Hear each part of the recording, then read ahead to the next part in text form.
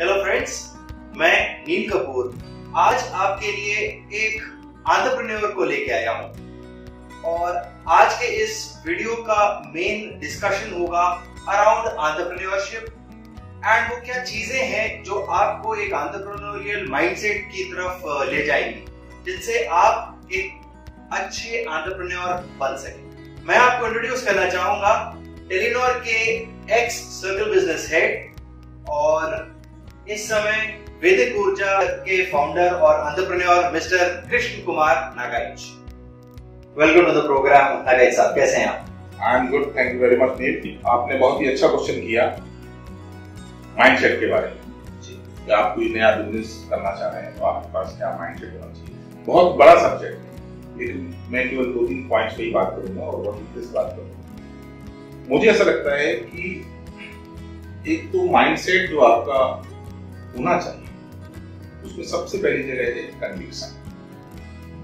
क्योंकि आप मार्केट में जब भी कोई खासतौर से नए जो बिजनेस उतर रहे हैं, नए अपने वेंचर में जा रहे हैं, स्टार्टअप से हमारी तरह कन्विक्शन का होना बहुत जरूरी है। क्योंकि आप कोई भी बिजनेस किसी आइडिया से जनरेट होता है, ये थॉट से। अगर आप कन्विंस नहीं है खुद अपने आइडिया से तो आप दुनिया को कन्विंस कर नहीं सकते। और आप वही मार्केट में चीज लेके जाएं जिसमें आप 100 नहीं 200% आप कन्विंस हैं, तो पूरा कन्विक्शन आपके पास। Point number 2, you should have a very strong willpower. क्योंकि जब आप नई चीज करने जाते हैं तो ऑब्स्टकल्स बहुत आते हैं। बिल्कुल बहुत विरोध भी होते हैं, कई बार बहुत सारी नई चीजें होती है जो आपको नहीं आती हैं, आपको करनी पड़ती है ना जी। और उन सब के लिए फाइट करने की, और आपको ऐसा नहीं कि सक्सेस भी तुरंत मिल जाए, है ना। सही बात। आपको कई बार ट्राई करना पड़ता है, आप बार प्रयास करते हैं, कई ऑब्स्टकल्स आते हैं, तो विल पावर का होना बहुत जरूरी है। और तीसरी चीज है वो ये है कि लगे रहो, डिटर्मिनेशन से आपको कि आपको ऐसा नहीं कि आप कोई प्रोडक्ट या सर्विस मार्केट लेके गए, you tried for couple of times, 3 times 4 times, you got fail and you give up. मतलब आप परसिस्टेंस की तरफ इशारा कर रहे हैं। तो प्रोबेबली दोस्तों, आई एम श्योर आप लोगों ने मेरे चैनल पे ही एक बिजनेस स्टोरी देखी भी होगी जो डोसा प्लाजा के ओनर के बारे में है, और वो परसिस्टेंस की एक बहुत एप्ट कहानी है। आई एम श्योर आपने भी वो वीडियो देखा होगा। तो मुझे ऐसा लगता है कि आप आपके अंदर जो लगे रहो वाली जो भावना है जी, कि आप लगे रहें, आप पूरा टाइम दें। अगर आप कन्विंस हैं, उसके पहले भी बहुत सारी चीजें हैं कन्विक्शन को जारी रखने के लिए जी। आपके पास में बेसिक चीज ये है कि आपके पास में अगर आइडिया है और आप किसी चीज को मार्केट में ले जाना चाहते हैं तो बहुत सारी चीजों की रिक्वायरमेंट है। जैसे कि आपको अपने आइडिया वेट करना है, तो मैंने सोचा तो है लेकिन होगा कि नहीं होगा, चलेगा कि नहीं चलेगा, इसका मार्केट है कि नहीं, उसके लिए आपको थोड़ा मार्केट रिसर्च। बिना मार्केट रिसर्च करिए आपका कन्विक्शन नहीं आएगा, आपका कॉन्फिडेंस नहीं आएगा। आप खुद कर सकते हैं, लेकिन ज्यादातर लोग एक्सपर्ट नहीं होते हैं। उनको आपकी कंपनी है, आपकी फर्म है, development group, they should take help like from who are expert in market research. यहाँ पे मार्केट रिसर्च करने के बाद आपको पता चल जाता है कि साहब मेरा प्रोडक्ट है और डिमांड। अगर 2 चीजें हैं, प्रोडक्ट है और उसकी डिमांड है, तो बाकी सब चीजें हो जाती है। तो ये जो इसकी बीच की जो कहानी है ना, वो सब आप जैसे से पूछेंगे बताऊंगा आपको, लेकिन मेरे समझ में बहुत इंपॉर्टेंट है मार्केट रिसर्च। और माइंडसेट मैंने आपको बता दिया, कन्विक्शन, विल पावर, परसिस्टेंसी और या डिटरमिनेशन, लगे रहो टाइप नहीं है। जो आपने once you decided to something, you should put your head and everything, तो द गो गेटर एटीट्यूड होना जरूरी है। बिल्कुल सही बात। Thank you sir.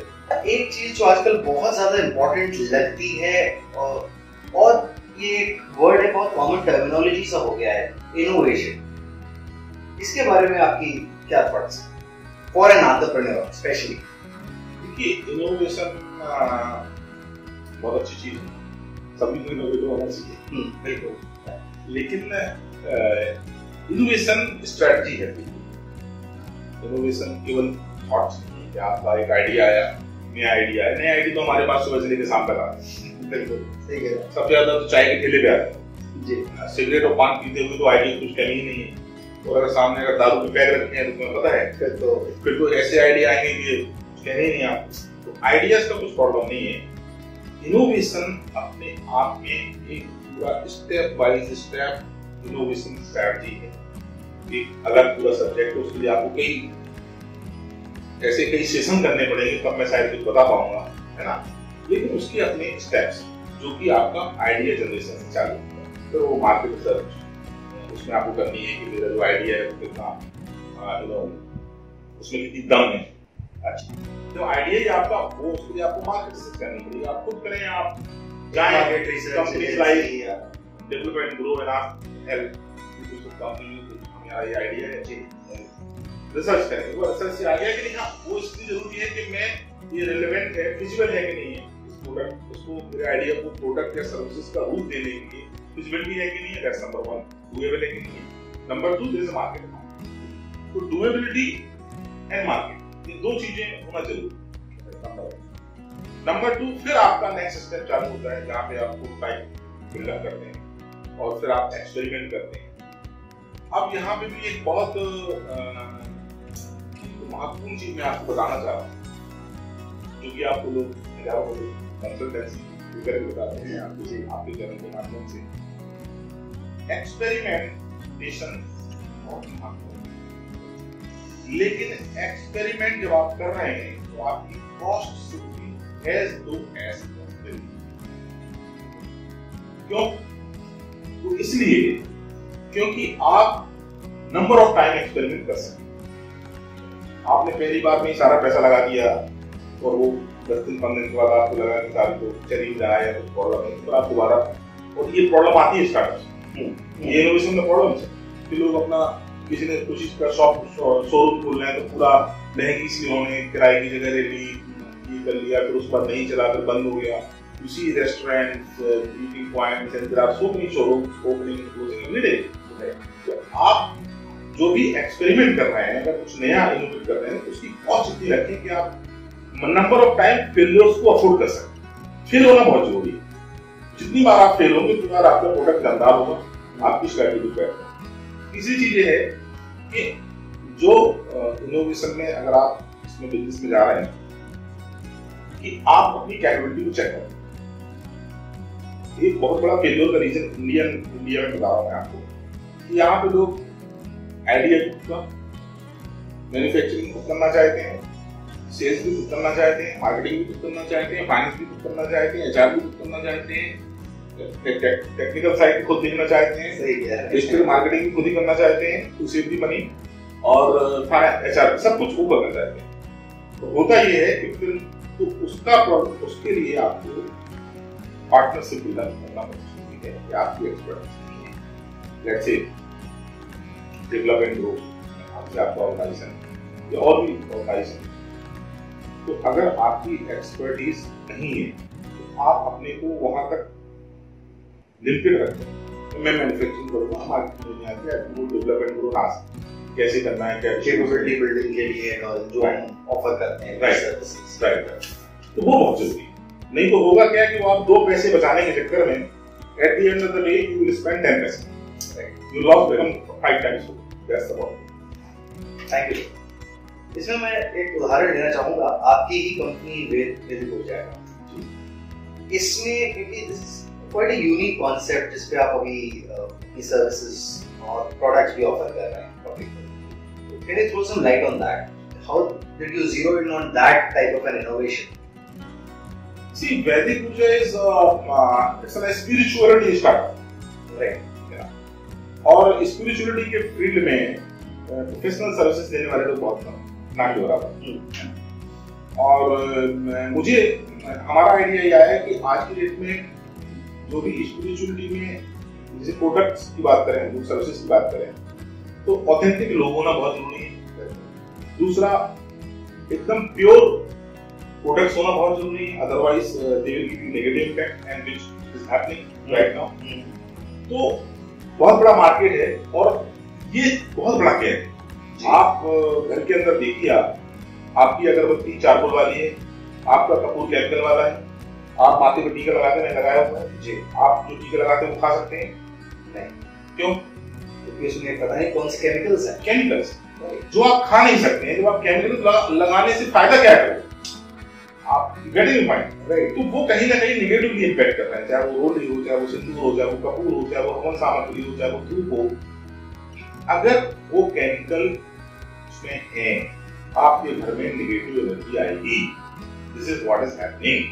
तो वो अब हमारे लिए भी चैलेंज कि आप कोई भी चीज प्योर ढूंढने जाएंगे ना, looks like simple but it's a herculean task।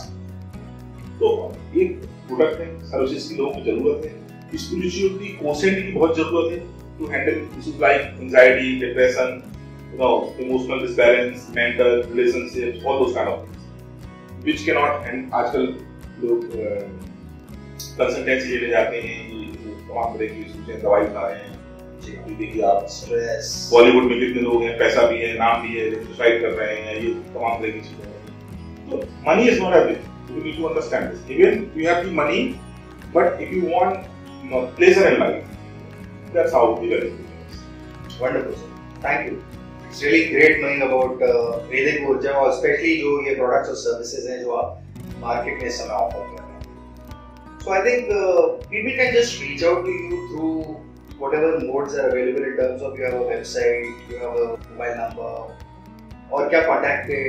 We have website, we have our name, we have mobile number, and we are building up as of now. We are a very new organization. We are putting up teams and all everything in place because it's a very vast field. बहुत बड़ा field है, तो हम भी सीख भी रहे हैं, कुछ करने का प्रयास कर रहे हैं।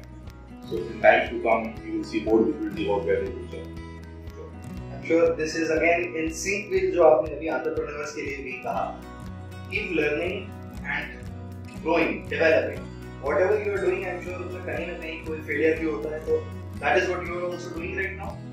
Working as an entrepreneur. Definitely. आप बिना learning के कुछ है ही नहीं। Nobody is master of anything. You should keep on learning. You should keep on partnering. Like Vedic ऊर्जा is partnering, करting हम आपके साथ partner development group के साथ। तो इसलिए क्योंकि सब काम मैं नहीं कर सकता। मैं अकेला आदमी, मेरी लिमिटेड एनर्जी, मेरे पास लिमिटेड टाइम, वो आप लोगों को समझना बहुत जरूरी है कि आपके पास लाइफ 24 घंटे हैं, तो 8 घंटे सोना भी है, खाना भी है, काम भी करना है, सब कुछ नहीं कर पाओगे। पार्टनरशिप डेवलप करिए, क्योंकि मैंने आपके साथ पार्टनरशिप डेवलप की है for skill development, so many things I am looking at you. और भी लोग हैं जिनके साथ हम पार्टनरशिप कर रहे हैं तो डिफरेंट सेक्टर्स।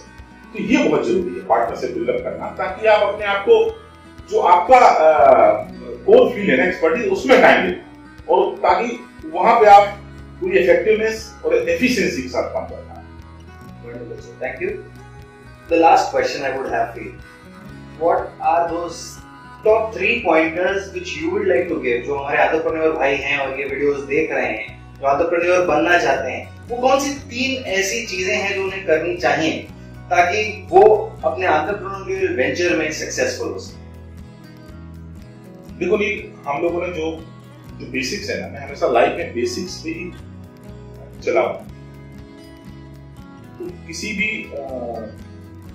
बिजनेस के जो मार्केटिंग की बेसिकली जो बेसिक्स थी, तो मैंने आपको बता ही दिया कि आप पार्टनरशिप करिए, अपनी एक्सपर्टीज के काम करिए, स्ट्रेटेजिक सोच और जो स्ट्रेटजी है आपकी, जो भी आप स्ट्रेटजी डेवलप कर रहे हैं, उसके लिए आपको आपका 2-3 जो पिलर्स होते हैं स्ट्रेटजी के, टारगेटिंग, सेगमेंटेशन, पोजीशनिंग, डिफरेंशिएशन, ये 3-4 चीजों पे काम करना बहुत जरूरी है।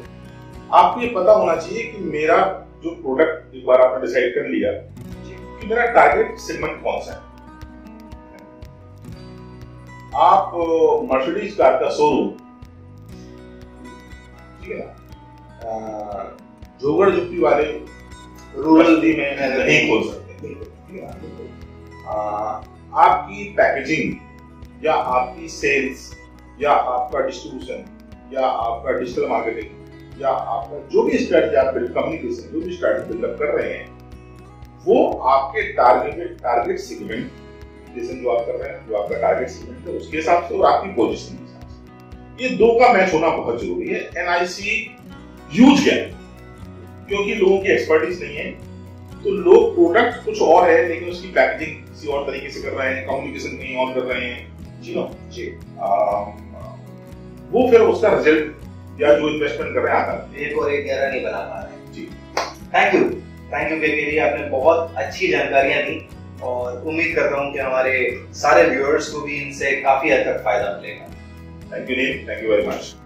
तो दोस्तों, ये थे हमारे साथ मिस्टर कृष्णा नागाइच और आप आज ये एंटरप्रेन्योरियल सीरीज का पहला वीडियो देख रहे थे। आने वाले समय में आपके लिए मैं और भी कई सारे ऐसे एंटरप्रेन्योरियल वीडियोस लाता रहूंगा जो अलग अलग हमारे एंटरप्रेन्योर फ्रेंड्स हैं, उनके माध्यम से आपको कई सारी ऐसी चीजें हैं जो आपको सीखने को मिल सकेगी। ये वीडियो अगर आपको अच्छा लगा, आपने इससे कुछ सीखा, तो प्रेस ऑन लाइक, अपने कमेंट्स नीचे कमेंट सेक्शन में जरूर डालें। इस वीडियो को अपने बाकी सारे कॉन्टैक्ट्स से शेयर करें, चैनल को सब्सक्राइब करें और बेल आइकॉन जरूर क्लिक करें। अगले वीडियो तक के लिए धन्यवाद।